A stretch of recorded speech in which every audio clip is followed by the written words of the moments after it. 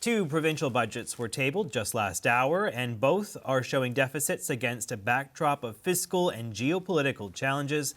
First up, Quebec, where the deficit is $9.9 billion, which is actually lower than expected. This is the Coalition Avenir Québec's final budget before the provincial election, but it doesn't offer any big-ticket items meant to attract voters. Meanwhile, in Saskatchewan, the government says it expects to run deficits until the end of the decade, with $819.4 million being the deficit for the upcoming fiscal year. Quebec and Saskatchewan aren't the only provinces bleeding red ink amid economic uncertainty. In recent weeks, we've seen BC reveal a $13 billion shortfall. For Alberta, it was over $9 billion. Nova Scotia was $1.2 billion, and that's before its premier walked back some planned cuts. And yesterday, New Brunswick released its budget with $1.4 billion deficit for this fiscal year. Okay, so Power Panel, what do we think of this? I mean, Cameron, there is just a lot of red ink floating around right now. How do we deal with this? I mean, we've really been a country that's sort of obsessed with balanced budgets for so long. I mean, you'll know that being where you were in the last Prime Minister's office. There was a lot of talk about Justin Trudeau running deficits. Are they too big? Is it out of control? And now we're seeing in virtually every province table, a huge deficit. And essentially it's met with a collective, shoulder shrug. It's not really working people up and sensing people as it once was. What do you make of what we're seeing from the provinces? I think we're seeing an enormous amount of uncertainty in the global economy, which is creating an enormous amount of uncertainty in the Canadian economy, and expectation from people that their governments are going to do whatever they can to support them in the short and medium term. And what the Prime Minister has been doing, which I think gives space to the provinces and the provincial governments to support people with measures now, is think about the long-term strategy, about how Canada can weather not only this storm, but be in a much better position years from now to weather whatever else comes our way. Make us more diversified, grow our industries, build new relationships with allies and other countries around the world who might become our allies, so that we have the best shot. And that's, I think, the combination of dynamics that you're seeing right now, which means that because everything that's going on in the world, we just have to look at how every other country, every other developed country is dealing with all this uncertainty, and it's going to create affordability problems and major problems for their industries and their businesses. Tim, we had the New Brunswick Finance Minister, René Legacy, on the program yesterday, and he was pretty plain spoken about it. He's like, there's a problem at the provincial level. We are just not doing so well financially. It's not just our province. There's a kind of collective crisis across the country, as he described it, with provincial finances right now. Do you think that there is a risk of, potential trouble on the horizon, given just how much red ink we're seeing on these ledgers? Well, it's impossible to keep going the way we're going, but what's really interesting culturally, you can go back when Cam was with Justin Trudeau in 2015, when they won the election, they took a lot of heat at that time for embracing the fact that there could be deficit spending. Even Tom O'Keefe, as Jordan will know, was preaching balanced budgets. It's basically since that time forward, very few conservative politicians now talk about balanced budgets. People don't talk about balanced budgets because it isn't part of the broader political orthodoxy that leads to winning. The problem with that is the reality. I look at my own province of Newfoundland and Labrador. Look, we have enormous potential to benefit, unfortunately, from the conflict in Iran with oil and all that will do for us. And we've benefited from oil in the past, but we didn't save enough. And we still have healthcare expectations. Two big items in provincial budgets, healthcare and education. Tell me any province that is not struggling with healthcare and education and how they're going to find a way to make it better, because the expectation in every province around healthcare and education is it's going to be what it is now or even better. So the only way it gets better is you make some drastic changes and bring in alternative service delivery, but people don't want that. So JP, getting off my soapbox here, it's really problematic because nobody's yet found the winning formula to go back to the public and say, you know what, we need to do some things here. We have to make some choices here. And we all say they will. Look at Premier Houston, who I admire greatly. He had brought forward an ambitious reform package of his public service. He was taking so much heat, he had to backtrack in 2 weeks. I mean, he's a leading Canadian Conservative voice, and he had to backtrack. That tells you where the public is, and you can't blame the public. I mean, they're feeling vulnerable. They're feeling uncertain, so they know they have power in pushing back, but the longer we leave these things untended, at some point they're going to blow up. And again, it's probably, the younger voters who can't buy the houses, who are still living at home, who are soon going to find when they need health care, it's going to be a friggin' mess because we haven't addressed it. Sorry for that uplifting message. I mean, to that point, New Brunswick's healthcare budget is 17% higher this year than it was budgeted for last year. Just like an eye-popping increase.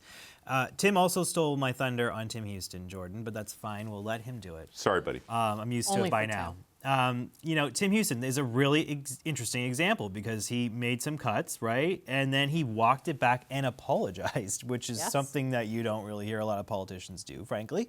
And it was because of the public backlash. There just is not a strong appetite at all, really, for cuts, is there right now? Right, and who can blame Canadians? Right. People are not just feeling precarious or that they're in a pinched economic situation. They are. Canadians already started out, we have the highest household debt in the G7. Over the last 2 months, we lost 100,000 jobs across the country. Grocery prices, they're continuing to go up. They're only going to go up faster now because of the instability in the Middle East. So there's a number of pressures on Canadians that are very real. And when it comes time for governments to make decisions, it matters who is asked to pay the burden of those cuts. And in Tim Houston's case, it was seniors. It was people with disabilities. It was members of the African Nova Scotian community. These are all groups that were targeted by those cuts, and the public was just not in for that. And I think that all governments need to be really attentive about who is being asked to carry the burden when sacrifice is being made. And this is an issue for the Carney government as well. All across the country right now, we are seeing very high levels of youth unemployment. We are still seeing young people and people of all generations struggling to find a home they can afford. This government has not been able to credibly deliver on their commitments around housing. We've not seen any effort to overhaul the employment insurance program. Still, right now, if you pay into EI, only 40% of people are going to qualify. The system is broken, and this government's not fixing it. And to top it all off, yes, the government absolutely has a problem in terms of its balance of spending and debt, but they're unwilling to look at revenue. And in fact, instead, they have cut revenue sources. So they've gone after the digital services tax. That's gone now. That's a revenue source the federal government no longer has. The tax cut that Prime Minister Carney made early on that most Canadians have already forgotten overwhelmingly benefited the wealthiest. So these are choices that governments are making, and who gets left out of that and who is asked to sacrifice matters enormously. Yeah, tax cuts and more spending. It's like the toxic combination that is happening in the United States, it's happening here in Ottawa, and it's happening in virtually every provincial capital across the country, right? People want to pay less taxes, but they want more from the government, right? They're demanding more and more support. The cost of living's up, I need help me, and I don't want to pay any more taxes in the meantime. And it's like, it's just not a great combination.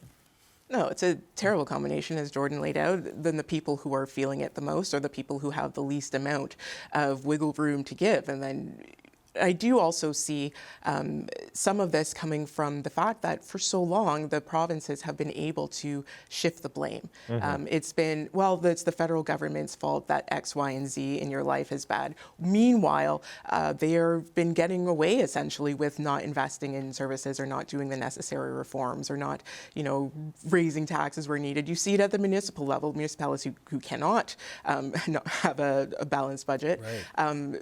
When they finally have to, raise property taxes because it had been left for so long because nobody wanted to be the one to pull the trigger. So at this point, now we're kind of seeing that on the the next order of government scale. And I do wonder if it creates a bit of rank political opportunism for the federal government to say, hey, we're all feeling the pain, so now is a really good time for us to work together and for you to help me, achieve my own mandate, whether, that's going overseas. You see premiers going along on these overseas junkets to talk about trade, to develop those relationships. They're talking about resource projects. Everybody's trying to find that way through, so it gives the federal government, I suppose, potentially some room there to say, hey, if you want to help yourselves out because the public is mad at you, now's the time for us to sit down and talk. Yeah. Cameron, your thoughts on this one? I think the fact that we're living in such uncertain times means that all the decisions that politicians would normally make are very different. And so everything that Mark Carney had to do in this past year was largely because of decisions or circumstances driven by what the United States is doing.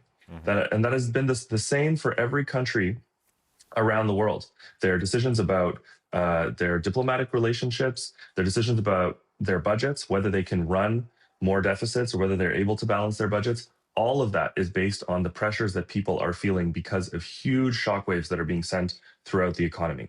And I would just add to that in 2015, of course, times were different, but there were major investments made that have had a huge impact on millions of Canadians. And I think we would be in a much worse situation if we had not made those very important investments in people who are feeling these pressures the hardest, whether it's dental care or childcare or major infrastructure upgrades in our big cities or in small communities and rural areas. And again, like that was a different time in a different context. But today we're going to keep seeing, I think, governments making short-term, especially provincial governments, short-term decisions about weighing what their populations can actually deal with and trying to support people as quickly as possible. And the Prime Minister is going to keep focusing on Canada's standing as a middle power that can survive these types of shockwaves in the long term. And that I think is a good balance for the government, different orders of government to be playing. Tim? Yeah, I think so much of our own focus has been skewed by what is happening globally, and we have to continue to keep our rudder on us. I mean, there is encouragement to be taken from, governments across the country recognizing we do still have, a warehouse of resources here that can be capitalized on. There seems to be a more respectful approach most times, not entirely, but with our Indigenous leaders, which is essential to capitalizing on that, and Indigenous peoples equally benefiting from all of that. But there still is a caution, if not a cowardice, in our broad body public to give a little bit to show more leadership on why fiscal rectitude matters, right? And again, I understand why, because of the way people are feeling, but for generations upon generations in this country, among different generations, it was well understood,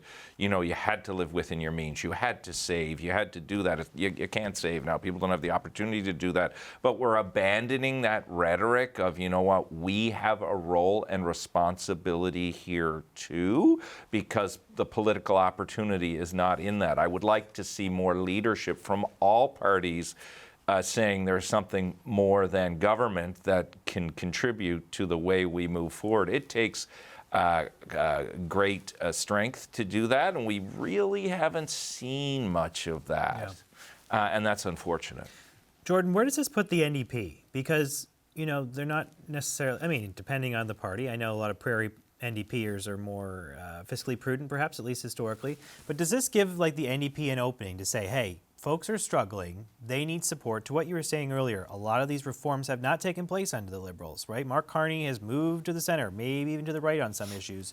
Does an Avi Lewis or a Heather McPherson, does that empower them to be like, let's really lean into this? Let's really boost some of these social programs, forget about fiscal prudence. Let's think about how people are struggling, and maybe it just needs to juice a little bit of federal spending right now to get folks off the mat. Is that an opening for them as we move past the leadership race in the coming weeks into perhaps the next cycle of our politics where the NDP are maybe in the running again?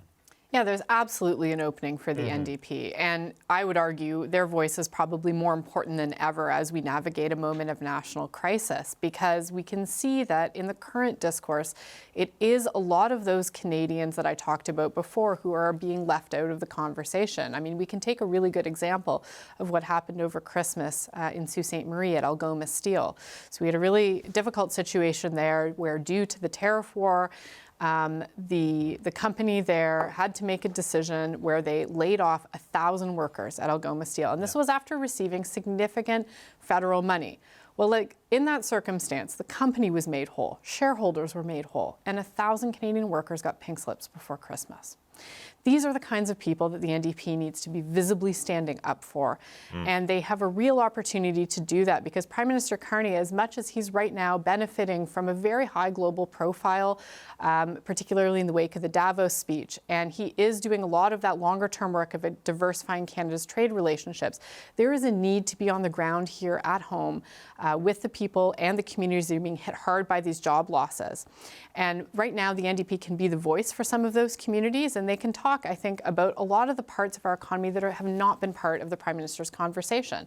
They can talk about healthcare, they can talk about childcare, they can talk about making investments in some of the sectors of our economy that are actually very good for economic growth, but factor nowhere in the Prime Minister's plans as of now. Yeah. Sherelle, final word to you. 30 seconds. That short term, thinking about that short term while the Prime Minister is, making these long term plans, I think will be really key, because we also cannot let politicians, because a lot of them are pointing to, and for a good reason, pointing to global economic instability, but there's always going to be something. So you cannot say, well, there's a war on, so that, and gas prices are high, so therefore. So there has to be something set in stone that sets the country up for success and sets everybody up for having some sort of relief, and so they're not looking to, something drastic to get them through to the next, paycheck. Yeah. Okay, that's great. Good talk today, guys. Thank you so much to the Power Panel, Cameron Ahmed, Tim Powers, Jordan Likeness, and Sherelle Evelyn. Nice to see you guys.